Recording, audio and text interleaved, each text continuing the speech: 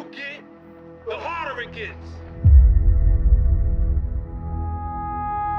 Lots of films have a certain sense of like appeal to like, this underdog story.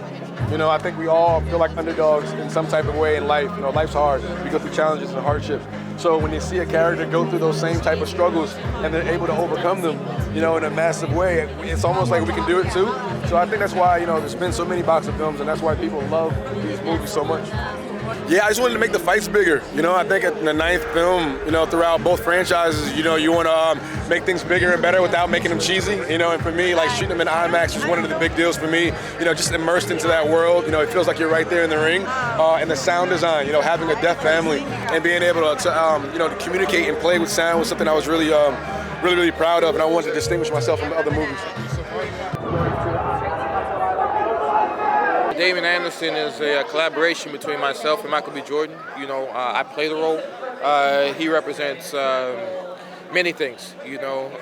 Chiefly amongst those things, I think, is he represents the past of our hero, Adonis Creed, and he is there to help him move forward. But in doing so, he moves forward himself.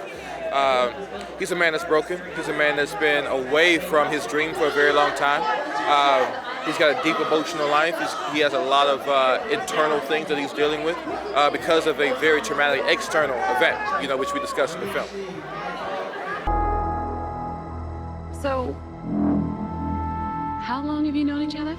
The villain just wants it more, you know, so much in fact that someone has to get in the way, perhaps.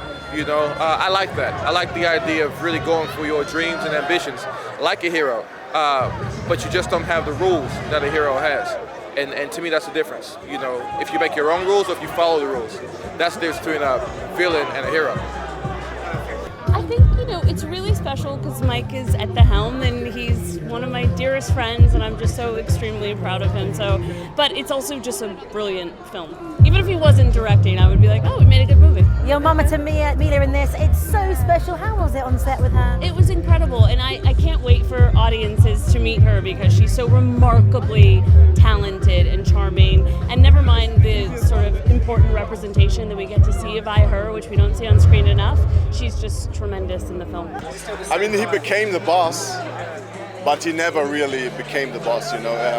It was so pleasant to work with him. Basically the same, like he wasn't behind the camera. Just he was very, he listened a lot. He tried to please everyone on set, and you never really had the feeling that he's the boss and you have to do everything that he wants. Like, he had an open ear for everything, and it was just a really good experience with him, and I think he nailed it with his directional debut, for sure.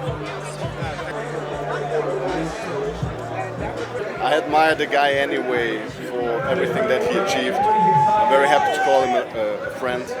But to do this movie and to be a lead in a very physical movie and then also direct is something that I feel like people cannot appreciate enough, because it was tough for him. And I was seeing, you know, the struggles that he was going through, because it's just hard to give directions to basically everyone on set, and then being the lead, and then being in the ring, and basically leave it all out there and have no real breath anymore to talk.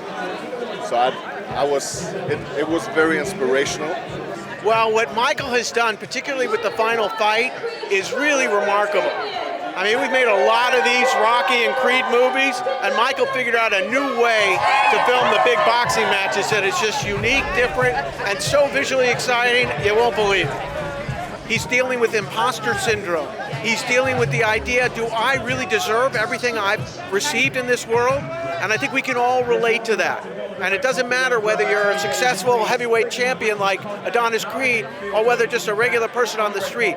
We can all relate to the idea of, do I really deserve everything I'm getting? And it's fascinating to watch an actor as charismatic as Michael B. Jordan figuring that out on screen. We wouldn't have asked him to direct this one. We didn't think he was ready.